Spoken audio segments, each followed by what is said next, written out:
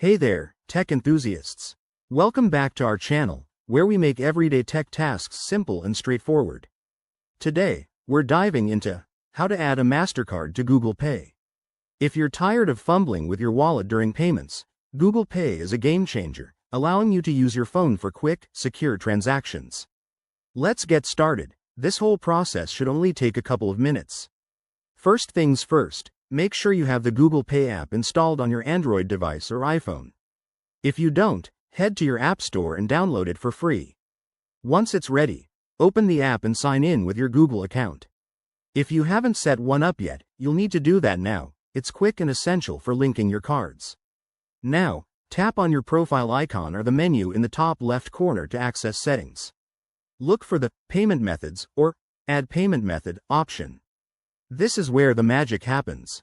Select Add Card and choose the credit or debit card option. You'll be prompted to enter your Mastercard details, like the card number, expiration date, and the CVV code on the back. Don't worry, Google Pay uses encryption to keep your info safe. After entering the details, Google Pay might ask you to verify your card. This could involve receiving a one-time code via text message or through your bank's app. Just follow the on-screen instructions to complete this step. Once verified, your Mastercard will be added to your Google Pay wallet. A quick tip: always double-check that your card is from a supported bank, as not all issuers work with Google Pay.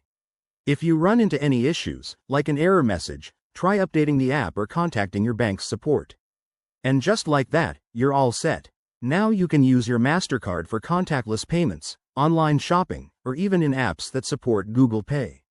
If this tutorial helped you out, hit that like button, subscribe for more handy guides, and drop a comment below if you have any questions.